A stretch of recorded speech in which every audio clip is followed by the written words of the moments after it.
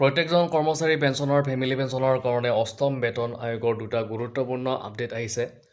আমি দুখন নটিফিকেশ্যন এইটো ভিডিঅ'ৰ জৰিয়তে জানিবলৈ চেষ্টা কৰিম। প্ৰথম আপোনালোকে ইয়াতে দেখিবলৈ পাইছে government of India ministry of personnel public grievances and পেঞ্চনৰ ফালৰ পৰা আহিছে, আৰু দ্বিতীয় খবৰটো ৰাজ্য সভাৰ পৰা আহিছে। দুটা খবৰ আহিছে, দুখন নটিফিকেশ্যন আমি এইটো ভিডিঅ'ৰ জৰিয়তে গোটেইখিনি ইণ্টাৰপ্ৰিট কৰিম। প্ৰথম নটিফিকেশ্যনখন আপোনালোকে চাই লওক। ইয়াতে দেখিবলৈ পাইছে গভৰ্ণমেণ্ট অফ ইণ্ডিয়াৰ ফালৰ পৰা আহিছে 12 ফেব্ৰুৱাৰী তাৰিখে অফিচ মেমৰেণ্ডামখন। তো ইয়াতে কি কথা লিখা হৈছে এইখিনি চোৱাৰ পিছত আমি দ্বিতীয়খন যি ৰাজ্যসভাৰ পৰা যিটো খবৰ আহিছে সেই খবৰটো আমি চাবলৈ চেষ্টা কৰিম। আহক আমি ভিডিঅ'ৰ ফালে আগবাঢ়িছোঁ।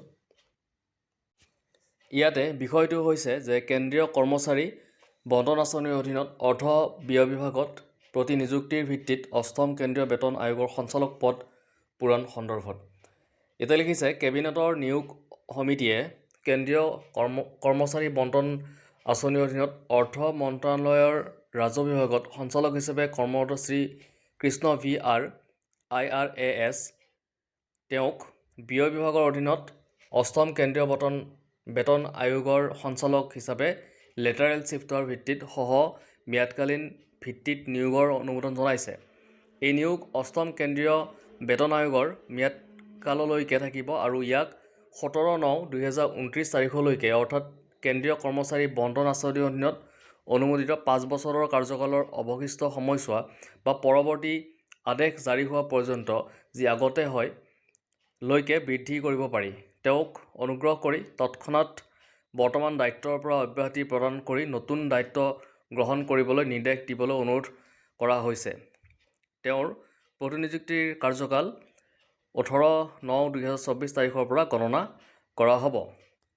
দেখিলে আপোনালোকে যে ইয়াতে অষ্টম বেতন আয়োগৰ আপোনাৰ সঞ্চালক পদ পূৰণৰ সন্দৰ্ভত ইয়াতে Shri Krishna V R IRAS তেওঁক সঞ্চালক হিচাপে লেটাৰেল শ্বিফ্ট ভিত্তিত তেওঁক ইয়াতে অনুমোদন জনোৱা হৈছে।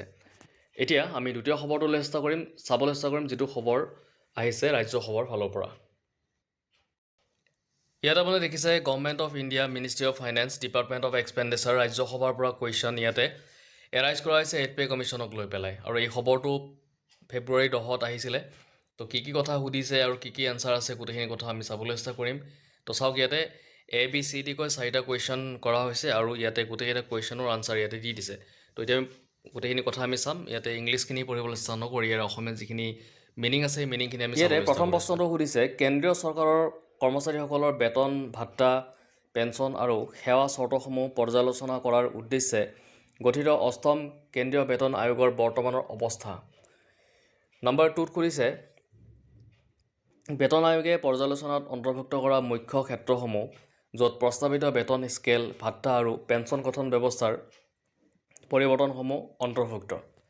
নম্বৰ 3ত সুধিছে আয়োগে নিজৰ প্ৰতিবেদন দাখিল কৰিবলৈ প্ৰস্তাৱিত সময়সীমা আৰু চৰকাৰে তাৰ পৰামৰ্শসমূহ কাৰ্যকৰী কৰাৰ বাবে প্ৰস্তুত কৰা পথন কথা। তাৰপিছত আহিলে আপোনাৰ নম্বৰ Dত মন্ত্ৰালয়ে অষ্টম কেন্দ্ৰীয় বেতন আয়োগৰ পৰামৰ্শসমূহ কাৰ্যকৰী কৰিলে কেন্দ্ৰীয় বেতনৰ ওপৰত সম্ভাৱ্য ৰাজকোষীয় প্ৰভাৱ মূল্যায়ন কৰিছেনে নাই, যদি কৰিছে তাৰ বিৱৰণ কি। তো এই কুৱেশ্যনখিনি আনচাৰ আমি ইয়াতে চাবলৈ চেষ্টা কৰিছোঁ। তো চাওক ইয়াতে কুৱেশ্যনৰ আনচাৰ দি দিছে। ইয়াতে তেওঁ দিছে যে এৰ পৰা C লৈকে দিছে প্ৰথমতে, আৰু এই উত্তৰখিনি দিছে ৰাজ্যমন্ত্ৰী বিত্ত মন্ত্ৰালয় শ্ৰী পংকজ চৌধুৰী ডাঙৰীয়াই। তো চাওক ইয়াতে কি দিছে যে 1ৰ পৰা C লৈকে দিছে যে কেন্দ্ৰীয় চৰকাৰে 3/11/2025 তাৰিখে অষ্টম কেন্দ্ৰীয় বেতন আয়োগ গঠনৰ বাবে এক প্ৰস্তাৱ বিজ্ঞপ্তি জাৰি কৰিছে। আয়োগে কেন্দ্ৰীয় চৰকাৰৰ কৰ্মচাৰীসকলৰ বেতন ভাত্তা পেঞ্চন আদি বিষয়ত পৰামৰ্শ আগবঢ়াব আৰু গঠন হোৱাৰ তাৰিখৰ পৰা 18 মাহৰ ভিতৰত নিজৰ প্ৰতিবেদন দাখিল কৰিব।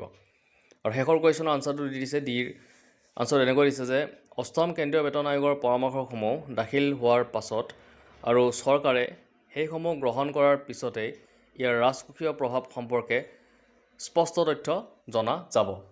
তো দেখিলে এনেকৈ যি 4টা কুৱেশ্যনৰ আনচাৰ ইয়াতে সুধিছিলে সেই কুৱেশ্যনৰ আনচাৰটো এনেকৈ ইয়াতে দিয়া হৈছে।